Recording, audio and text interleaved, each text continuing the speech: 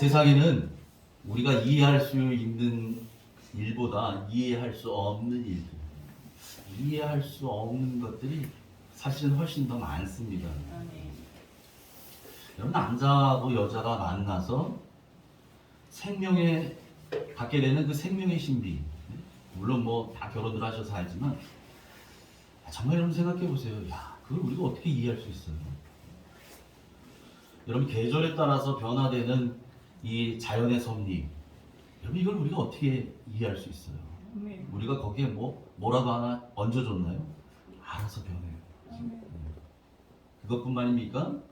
저나 여러분이나 우리가 구원받게 됐던 이 주님의 역사, 이 일하심, 여러분 이걸 우리가 다 어떻게 깨달을 수 있을까요? 그래서 어떤 사람은 불치병에 걸렸다가 치유되면서 그걸 계기로 우리 주님 만난 사람도 있고, 또 어떤 사람은 큰 사고로 죽을 뻔한 위기에서 기적 같은 하나님의 은혜로 건지신 바 돼서 그것을 계기로 인해서 하나님께 돌아온 사람이 있고요. 또 어떤 사람은 이제 요런 때죠. 명절 이럴 때 1년 동안 기도했던 아이가 아빠 소원이 있어요. 뭔데? 나랑 같이 교회 한번 가는 거예요. 뭐 이런 거 있잖아요. 그래서 가족 소원 들어준다고 교회 한번 따라갔다가 예수님 만난 사람도 있고요. 뭐 천양지책이죠. 다 그렇게 다양한 루트를 통해서 우리가 하나님을 만나게 됩니다. MBC 방송국의 기자 출신이었던 앵커 조정민 목사님, 이분이요 예수 믿기 전에 늘 새벽에 집에 들어갔대요. 왜 새벽에 들어갔냐면 술 먹다 가니까.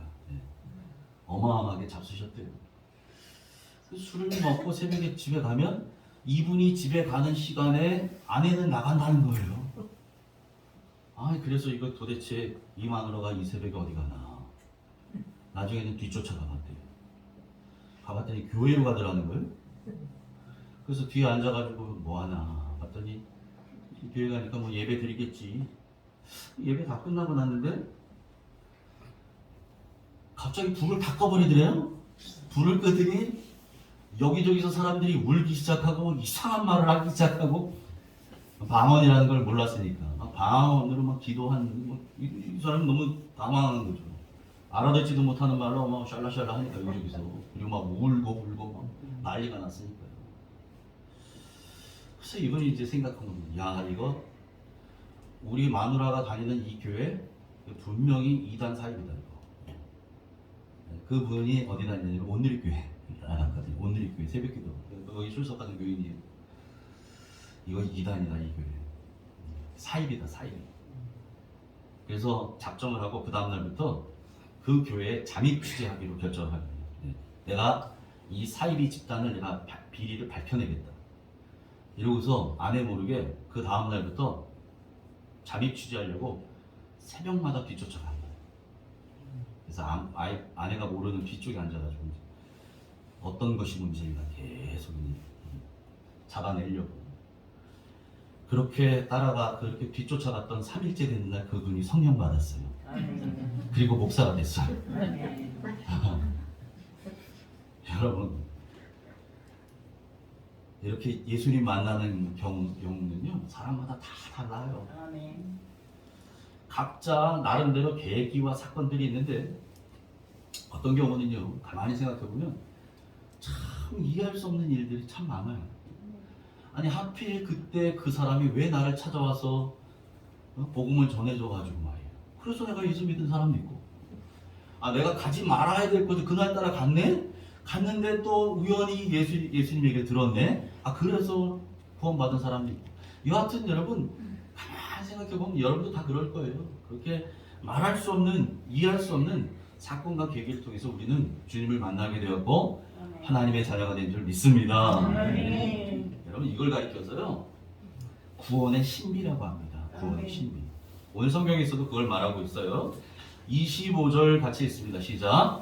형제들아 너희가 스스로 지혜 있다 하면서 이 신비를 너희가 모르기를 내가 원하지 아니하노니 이 신비는 이방인의 충만한 수가 들어오기까지 이스라엘의 덜어는 우둔하게 된 것이라. 아멘. 형제들아 너희가 스스로 지혜 있다 하면서 이 신비를 너희가 모르기를 내가 원하지 않는다. 이 무슨 말이야? 이 신비를 알아야 된다. 이런 얘기죠. 알아야 된다. 그래서 신비라고 하는 이 단어가 나오는데요. 신비라고 하는 저 단어가 헬라어로 미스테리온. 예.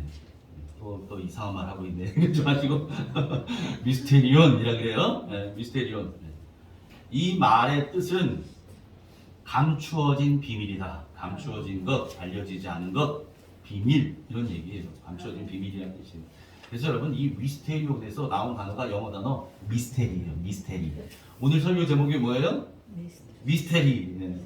아니 도대체 목사님 여기다 무슨 추리 소설 얘기하려나? 그럼 미스테리라고 썼나?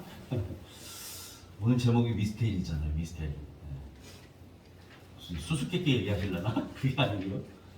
이 신비에 관한 이야기를 할 거예요. 이 비밀에 관한 이야기를 할 거예요. 그래서 오늘 25절에서 말하고 있는 이 신비란 어떤 의미를 가지고 있느냐? 이런 얘기죠. 오랫동안 감추어진 하나님의 구원 계획이라는 얘기예요. 감추어져 있었어요. 감추어져 있으니까 사람들이 모르겠죠.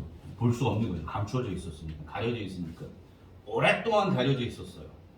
하나님의 구원 계획. 이 미스테리오. 이 신비에 관한 것들을 오늘 설명할 텐데, 그래서 그 이 신비가 무엇이라고 말하느냐? 사도 바울은 25절에서 이렇게 얘기하는 거죠. 이 신비는, 우리 빨간색 글씨만 읽어볼까요? 시작. 이 신비는 이방인의 충만한 수가 들어오기까지 이스라엘의 덜어는 우둔하게 된 것이라. 아멘. 이게 무슨 말입니까? 하나님은 이방인 중에서 구원받는 사람의 수가 찰 때까지 이스라엘 백성의 일부를 우둔한 채로 내버려 두셨다, 이런 얘기예요. 다시 설명합니다. 하나님께서는요, 이방인 중에서 구원받을 사람들의 충만한 수가 찰 때까지, 하나님이 정한 기준이에요. 우리가 정한 게 아닙니다. 또 그게 얼마인지는 모르죠. 하나님이 정한 그 충만한 수가 있어요. 그 수가 찰 때까지 하나님의 백성이라고 믿고 살고 있었던 이 이스라엘 백성들, 이 사람들의 일부를 우둔하게 눈이 가리워진 채로 그렇게 내버려 두셨다는 거예요. 그래서 여러분, 하나님의 구원의 시나리오는 어떻게 되느냐? 이방인의 이 충만한 수가 먼저 구원을 받고 그 후에 이스라엘이 구원받는 것이다, 그런 얘기예요. 그래서 여러분 기억하시죠? 우리 지난 시간에 이야기 나눴던 그 부분입니다. 우리 지난 시간에 성경에서 어떤 이야기를 사도 바울이 예를 들었냐면 감람나무의 비유를 들었어요. 돌 감람나무, 참 감람나무, 이런 얘기를 했죠. 저나 여러분이나 우리는 이방인에 속한 사람들이라 우리는 어떤 사람들이라는 거예요? 돌 감람나무 가지였다는 거죠. 그런 돌 감람나무였던 가지인 우리가 참 감람나무, 진짜 좋은 감람나무의 가지였던 이스라엘 백성들이 떨어져 나간 그 자리에 우리가 접붙임 바 되었다는 사실을 우리 지난 시간에 살펴보았어요. 그런데 여러분, 저나 여러분이나 우리는 그 참 감람나무가 되시는 예수 그리스도께 접붙임 받을 만한 자격 있는 사람들이냐? 아니라는 거예요. 에베소서 2장 3절 같이 읽습니다. 시작. 전에는 우리도 다 그 가운데서 우리 육체의 욕심을 따라 지내며 육체와 마음에 원하는 것을 하여 다른 이들과 같이 본질상 진노의 자녀이었더니, 전에는 우리도 그 가운데서가 뭐냐면, 앞에 제가 지금 생략하고 3절만 봐서 그런지 그 가운데는 어떤 거냐면 죄악 가운데란 얘기예요. 죄악 가운데.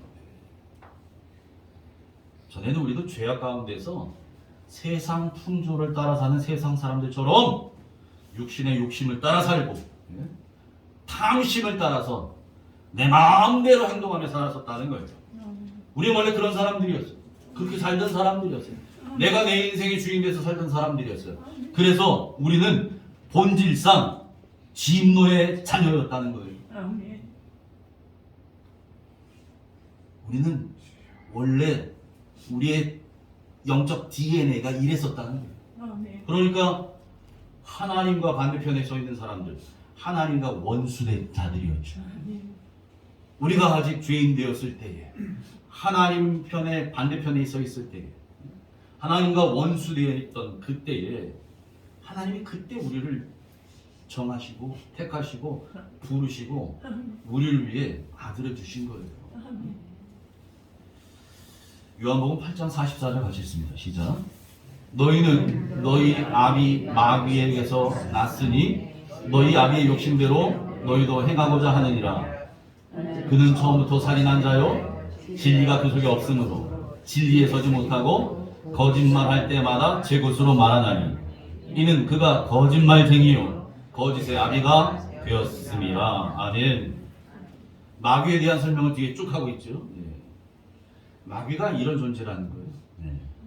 처음부터 살인한 자고 진리는 아예 그 속에 있지도 않고 거짓말 할 때마다 제 것으로 말하고 그는 거짓의 아비. 여러분, 거짓말 많이 하는 사람 그 영이요 온전한 영이 아닙니다. 거짓말 많이 하는 사람, 여러분 주위에도 보세요. 거짓말 많이 하는 사람, 하나님의 영이 잡힌 사람은 거짓말 그렇게 하잖아요.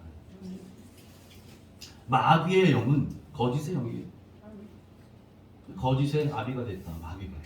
그런데 오늘 요한복음 8장에서는 우리 주님이 우리에게 뭐라고 얘기하시냐면 너희는 너희 아비 마귀에서 났다, 이렇게 참 마귀에서. 그러니까 원래는 태생적으로 마귀에서 태어났기 때문에 여러분 죄 짓기를 얼마나 좋아할까요? 죄 짓기. 누워서 떡 먹기, 식은 죽 먹기, 죄 짓기가 너무 편해, 너무 좋아. 네? 마귀, 그냥 이 죄의 근원이 되는 마귀 자녀로 태어났잖아요. 그런 여러분 아이들 보세요. 명절이라 이제 손주들도 다 보고 또 하실 텐데 여러분 그 어린 아이들 보세요. 그 손주 아이들. 얘네 언제 죄지라고 가르쳐 준 거 있어요. 그런데도요, 걔들 노는 거 가만 보면, 야, 그런데도 그놈들 안에 죄가 있어요. 그죠? 왜냐면, 엄마 뱃속에서 응애하고 나올 때부터 아예 욕심을 달고 태어나거든요. 우리는. 욕심을 달고 태어나요. 저나 여러분이나, 응애하나 애들이나 똑같이. 욕심보를 갖고 태어나요. 내 욕심대로, 내 정욕대로, 내 탐심대로, 이러고 사는 거죠. 그게 충족돼야지 난 행복해. 남이야 어쨌건. 그러니 내가 더 먹어야죠. 내가 우유 더 먹어야 되고 내가 과자 더 먹어야 되고 아이들도 다 그런 거잖아요. 여러분 그래서 아이들일지라도 그리스도 안에서 말씀으로 자라야 되는 줄 믿습니다. 여러분 이처럼 우리는 본질상 진노의 자녀였고 돌감람나무 가지였다는 사실입니다. 우리는 그런 사람들이었어요. 반면에 이스라엘 백성, 유대인들은 어떤 사람들이냐? 유대인들은요, 오늘 성경에 유대인들은 이런 자들이라고 설명해요. 28절 같이 있습니다. 시작. 복음으로 하면 그들이 너희로 말미암아 원수된 자요, 택하심으로 하면 조상들로 말미암아 사랑을 입은 자라. 이스라엘 백성 유대인들을 가리키면서 두 가지 관점에서 설명합니다. 사도 바울이. 첫 번째 관점, 복음의 관점이에요. 복음의 관점, 복음의 시선으로 바라보면 이 하나님의 백성이라고 알고 있었던 이스라엘 백성들은 하나님을 떠나서 하나님과 원수된 자들이었다라는 거죠. 왜 이들이 하나님을 떠나서 하나님과 원수되었는가? 이들이 하나님과 원수됨을 통해서 이방인들이 하나님의 백성으로 돌아오게 하시려는 하나님의 주권적인 섭리였다는 거예요. 그래서 우리 아까도 살펴봤고 우리 지난 시간에도 봤지만 돌감람나무 가지, 참감람나무 가지가 그거예요. 아까도 뭐라 그랬어요? 25절에 하나님께서 그들 중에서 덜어는 우둔한 채로 버려두셨다는 거예요. 내버려 두신 거예요. 일부러 우둔하게 만드신 게 아니고요. 우둔한 채로 하나님께서 그냥 놔두셨다는 거예요.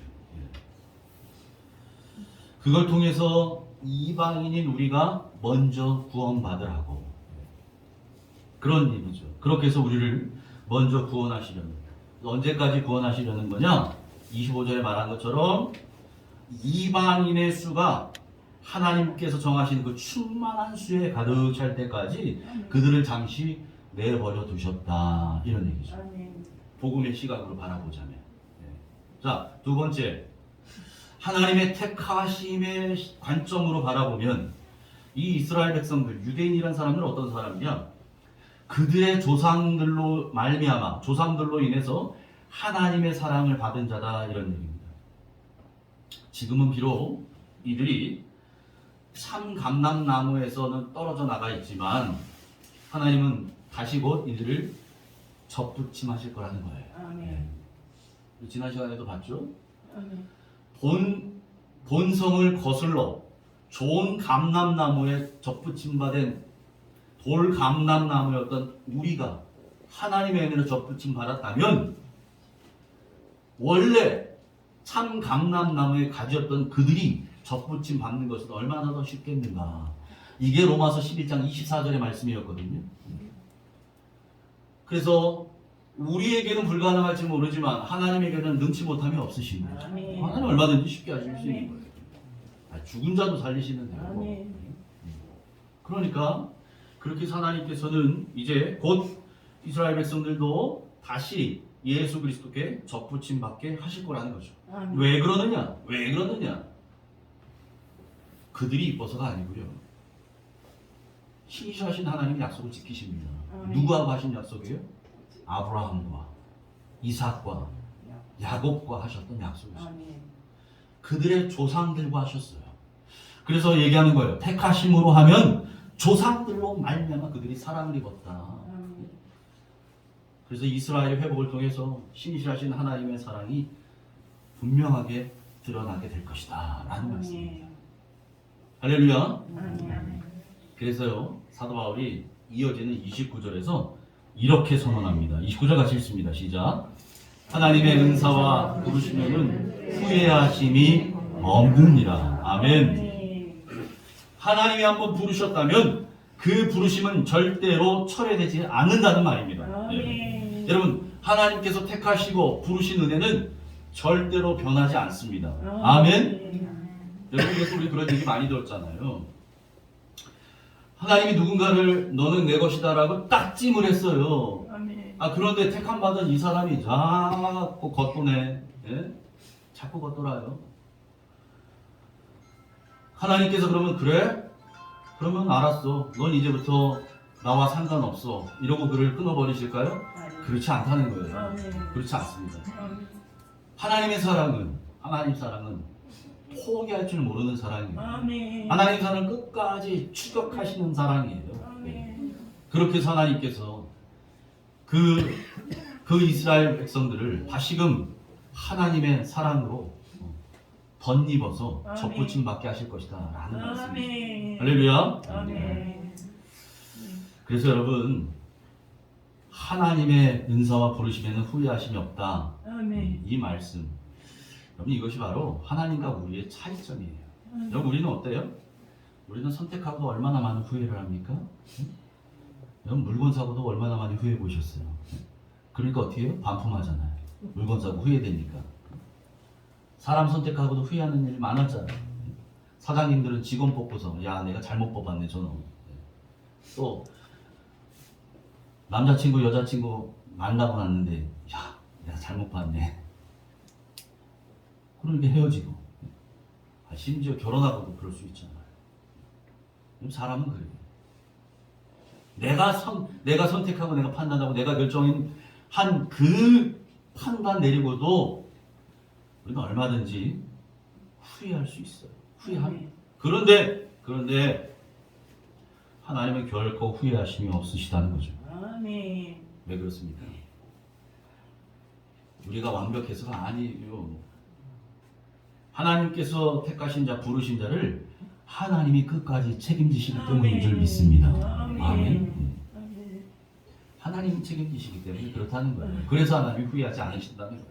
우리가 완벽해서 후회하시는 게 아니고 하나님이 그렇다는 거예요. 여러분, 남자 나이 44, 적은 나이인가요? 적지 않죠?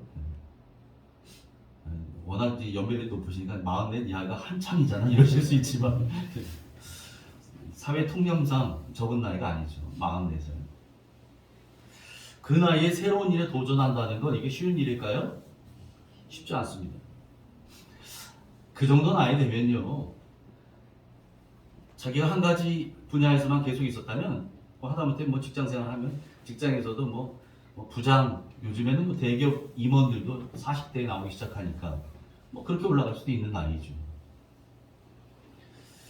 그 정도 나이에 뭔가 새로운 일을 도전했다가 실패해버린다.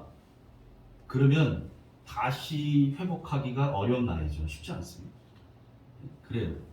아니 20대일 때는 달라요. 30대일 때도 달라요. 예, 뭐 다시 할 수 있죠. 근데 40대 중반, 40 중반에 뭔가를 했는데 매년 하다가 실패했다. 50줄에. 그럼 뭘 할 거예요? 이것도 쉽지 않아요. 제가 그 나이에 신학대학원을 갔습니다. 아, 네. 아니 뭐 아멘 안 하셔도 돼요. 그거 뭐 제가 간 거니까 여러분이 아멘 할 필요 없고 제가 갔어요. 제가. 아, 네. 근데 여러분, 제가 순종하는 마음으로 들어가긴 했는데 문제는 뭐냐, 제 마음 가운데 참 많은 두려움과 어려움이 있더라는 거예요. 앞서 말씀드린 것처럼 그런 거죠. 아니 내 나이가 44인데 이제 신학을 시작해서 과연 내가 뭐 할 수 있을까? 이런 것들이 막 갈등이 들기 시작해요. 신학을 시작했는데 말이에요, 제가. 그러다가 또 어느 날은 이런 마음도 들어요. 야, 혹시 하나님께서 나를 부르지도 않으셨는데 나 혼자 착각하고 간 거 아닌가? 하나님 나를 부르지도 않으셨는데, 예? 사무엘은 부르셨는데 나는 부르시지 않고 내가 혼자 하나님, 내 이 뜨거운 가슴을 안고 말이에요, 저 혼자 하나님 제가 헌신하겠습니다. 저 혼자 이 감정에 복받쳐서 저 혼자, 하나님은 뒤집히고 계시다가 그래? 네가 알아서 하든지, 그럼 내가 널 부르진 않았어. 이런 거 아닌가? 저는 여러 가지 생각들이 막 들기 시작해요. 왜 그러느냐? 여러분, 신학을 시작한다 그래서 아시겠지만 그렇게 해서 신학도의 길을 가고 주의 종의 그 길을 간다, 그렇게 한다고 보장된 것이 있나요? 아니에요, 없어요. 카톨릭 사제들은 좀 달라요. 그래서 카톨릭 사제들은 카톨릭 그 본부에서 모든 걸 다 책임져줘요. 사제가 되면, 예, 다 알아서 책임져 줍니다. 근데 누가 그러더라고요. 우리 이 개신교 목사들은 이건 각계 전투다. 그러더라고요. 각계 전투다. 누가 책임져 주지 않아요. 제가 노예에 소속돼 있고 백석총회에 소속돼 있지만 백석총회 교단에서, 아니면 제가 소속돼 있는 평남노회에서 야, 우리 고목사님 이제 개척하니까 우리가 책임져 줘야 되겠다. 그런 거 없거든요. 그러니 얼마나 막막하겠어요? 막막하죠. 뭔가 약속되어 있고 담보되어 있는 게 없이 막연한 길을 걸어가고 있는 거예요. 그 길을 간 지 얼마 안 됐어요. 그러니 얼마나 제 마음속에 막막함이 있었겠어요. 두려움이 있는 거죠. 솔직한 거예요. 앞서 말씀드린 것처럼 제가 솔로라면 더 덜 했을지도 몰라요. 근데 제가 처자식이 있잖아요. 제가 가장이잖아요. 다 내려놓고 제가 신앙을 한 거예요. 그 여러 가지 고민과 갈등 속에 하고 있을 때 신대원 1학년 1학기 초, 이제 추위가 채 다 가시지도 않았던 한 3월쯤이었어요. 이제 신학교 저 시작한 지 얼마 안 됐을 때죠, 그죠? 바로 그때 하나님께서 저에게 말씀을 주셨는데 로마서 11장 29절 이 말씀이었어요. 하나님의 은사와 부르심에는 후회하심이 없느니라. 여러분, 제가 이 말씀 받고요, 얼마나 기뻤는지 몰라요. 그리고 제 안에 있었던, 제 속에 있었던 모든 두려움들이 한순간에 사라져버려요. 한순간에. 여러분, 그 뒤로 제가 신학을 시작하게 된 거에 대해서 단 한 번도 후회해 본 적이 없습니다. 왜냐면 저를 부르신 하나님이 후회하지 않으신다는데 제가 무슨 자격으로 혼자 후회하고 있어요? 제가 그럼 뭐라고 제가 후회하겠어요? 아니 하나님이 후회하지 않으신다는데? 저를 부르신 분이 후회하지 않으신다는데? 여러분 그게 어디 저뿐만이겠습니까? 여러분 모두도 마찬가지 좀 있습니다. 저나 여러분이나 우리 모두는 우리에게 베풀어 주시는 그 하나님의 은사와 부르심에는 후회하심이 없습니다. 아멘. 우리가 택한 것이 아니에요. 우리가 하나님을 택하지 않았어요. 우리가 그리스도의 길을 택하지 않았어요. 주님이 우리를 택해 주셨어요. 그리고 주님이 우리를 불러주셨어요. 그러니까 여러분 우리를 향하신 이 주님의 구원 계획은 온전히 이루어진다는 사실입니다. 아멘. 나보다 나를 더 잘하신 아버지께서 반드시 이루어 가십니다. 여러분 우리는 차마 그 모든 돌아가는 전후좌우 상황들을 다 이해하지 못할지라도 하나님은 반드시 하나님의 지혜로 그 모든 일들을 이루어 가실 것입니다. 아멘. 그래서 사도 바울이 이렇게 하나님을 찬양합니다. 33절부터 36절 같이 읽습니다. 시작. 깊도다 하나님의 지혜와 지식의 풍성함이요 그의 판단은 헤아리지 못할 것이며 그의 길은 찾지 못할 것이로다. 누가 그 주의 마음을 알았느냐? 누가 그의 모사가 되었느냐? 누가 주께 먼저 드려서 갚으심을 받겠느냐? 이는 만물이 주에게서 나오고 주로 말미암고 주에게로 돌아감이라. 그에게 영광이 세세에 있을지어다. 아멘. 아멘. 여러분 하나님의 생각은 우리의 생각보다 높습니다. 아멘. 하나님의 길은 우리의 길보다 높아요. 아멘. 이사야 55장에 있는 말씀처럼 내 길은 너희 길과 다르다고 말씀하십니다. 아멘. 내 생각은 너희 생각과 다르다. 왜 다르다는 거예요? 우리의 생각은 땅에 있지만 하나님의 생각은 하늘에 있거든요. 아멘. 우리의 길은 이 땅에서 헤매고 있지만 하나님의 길은 하늘에 있거든요. 여러분 그래서 그 하나님의 지혜와 지식의 높이와 깊이와 풍성함을 어찌 우리가 측량할 수 있겠습니까? 이것을 우리가 어찌 예측할 수 있겠냐고요. 여러분 우리의 생각보다 높으신 하나님의 생각을 우리가 어찌다 헤아릴 수 있겠습니까? 우리의 길보다 높으신 그 하나님의 길을 우리가 어찌다 찾을 수 있겠습니까? 우리의 생각보다 크신 그 주님의 생각을, 그 주님의 마음을 우리가 어찌다 알 수 있겠어요? 여러분 우리는 그저 성령님께서 우리에게 깨닫게 해 주셔야만, 깨닫게 해 주시는 것만 깨달을 수 있는 줄 믿습니다. 그래서 여러분 다 우리의 믿음의 분량에 맞게 누구는 한 가지, 누구는 두 가지, 누구는 세 가지를 깨닫게 해주시고 보여주시는 거예요. 우리의 분량에 맞게 우리가 소화할 수 있는 만큼 먹어서 탈라면 안 되니까. 여러분 그러니까 하나님께서 그렇게 우리에게 알게 하시고 듣게 하시고 보게 하시고 깨닫게 하시는 그 은혜를 지금까지 베풀어 주셔서 우리가 이 자리에 있는 줄 믿습니다. 아멘. 그래서 바울이 마지막에 이렇게 고백하잖아요. 이는 만물이 주에게서 나오고 주로 말미암고 주에게로 돌아갑니다.